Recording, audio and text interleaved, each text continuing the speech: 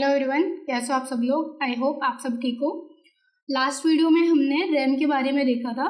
आज हम next topic देखेंगे, तो मैं आपको मेरी स्क्रीन पे लेके चलती हूँ।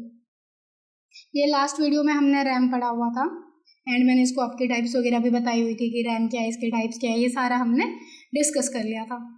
आज हम पढ़ेंगे रोम के बारे में कि रोम है क्या बेसिकली। फर्स्ट ऑफ ऑल अगर हम रोम की फुल फॉर्म देखें तो रोम की फुल फॉर्म होती है रीड ओनली मेमोरी। ओके, अब यहाँ पे देखो, ROM is a non volatile primary memory that store permanent instructions required to start the computer. अब इसका क्या मतलब है कि जो रोम है वो एक नॉन वोलेटाइल मेमोरी है। इसमें क्या होता है कि स्टोर होती है परमानेंट इंस्ट्रक्शंस जो रिक्वायर होती है स्टार्ट करने के लिए किसी भी कंप्यूटर को। ओके, अब इसके की पॉइंट्स देखो आप। फर्स्ट ऑफ ऑल ये नॉन वोलेटाइल मेमोरी है। Second, data not lost when power is of, कि अगर लाइट कई बार चली जाती है तो इसमें से जो हमारा डेटा है वो लॉस्ट नहीं होगा। अगर आप रैम में देखते तो रैम में डेटा जो था वो लॉस्ट हो जाता था। देन नेक्स्ट, ये रैम के कंपेयर में स्लो काम करती है। Store booting instruction BIOS firmware। Okay, then इसके यूजेस जो हैं सिस्टम स्टार्टअप में और स्टोरिंग एसेंशियल प्रोग्राम। अब ये देखो, ये यहाँ पे ना मैंने इसकी इमेज लगाई हुई है, कुछ इस तरीके की दिखती है जो ये रोम है। अब इसकी टाइप्स देखेंगे हम नेक्स्ट। ये यहाँ पे हम टाइप्स पढ़ेंगे, इसके टाइप्स ऑफ रोम। फर्स्ट जो है वो है एमरोम, मास्क रोम, मास्क रीड ओनली मेमोरी। अब इसकी क्या फीचर्स है? प्रोग्राम्ड ड्यूरिंग मैन्युफैक्चरिंग, ये प्रोग्राम की जाती है मैन्युफैक्चरिंग के दौरान। Next, can not be modified और इरेज्ड, इसको मॉडिफाई नहीं कर सकते और ना ही इरेज कर सकते हैं। Third point, very reliable and inexpensive for large production, ये बहुत ही रिलायबल होती है और इनएक्सपेंसिव होती है लार्ज प्रोडक्शंस के लिए। देन इसके यूजेस कहाँ कहाँ पे होते हैं?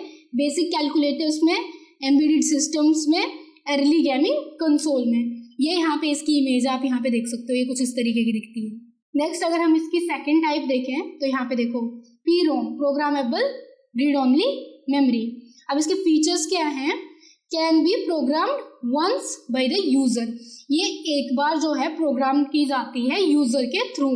Second, after programming it can not be changed, एक बार अगर इसकी प्रोग्रामिंग हो गई देन उसके बाद हम इसको चेंज नहीं कर सकते हैं। अब इसके यूजेस कहाँ कहाँ होते हैं? डिवाइस कॉन्फ़िगरेशन स्टोरेज में एंड स्मॉल इलेक्ट्रॉनिक डिवाइसेस में। ये इसकी इमेज है यहाँ पे। थर्ड वन है इसकी EPROM, erasable programmable ROM read only memory. अब इसके फीचर्स देखो यहाँ पे, can be erased using ultraviolet light, ये इरेज हो जाती है अल्ट्रा वायलेट लाइट से। ओके, रिप्रोग्रामेबल आफ्टर इरेजिंग, हम इसको रिप्रोग्राम कर सकते हैं इरेज करने के बाद। Has a transparent able क्वेज window on top, ये यहाँ पे देख सकते हो। अब इसके यूजेस देखो, फिर्मवेयर डेवलपमेंट में और प्रोटोटाइपिंग हार्डवेयर में यूज होता है इसका। अब इसकी इमेज यहाँ पे लगाई हुई है, इसकी ना कुछ शेप इस तरीके से होती है, इस तरीके से दिखती है ये। फोर्थ हमारे पास आ जाता है EEPROM। अब इसका क्या मतलब है? फर्स्ट ऑफ ऑल तो इसकी full form electrical erasable programmable ROM, ROM means read only memory. अब इसके फीचर्स यहाँ पे, इलेक्ट्रिकली इरेजेबल, ये इलेक्ट्रिकली आप इसको इरेज कर सकते हो। Can be erased and rewritten multiple times, इसको हम इरेज कर सकते हैं और कितनी ही बार इसमें लाइक हम दोबारा से रिराइट कर सकते हैं। कुछ भी जो हमें लाइक इसमें लिखना हो दोबारा से, जैसे इसका डेटा अगर हमने एक बार लाइक इरेज कर दिया देन इसमें मल्टीपल टाइम इरेज करके दोबारा से प्रोग्राम कर सकते हैं। Faster and more flexible than EPROM, ये फास्टर होती है और फ्लेक्सिबल होती है एज कम्पेयर टू EPROM के। अब इसके यूजेस देख लो यहाँ पे।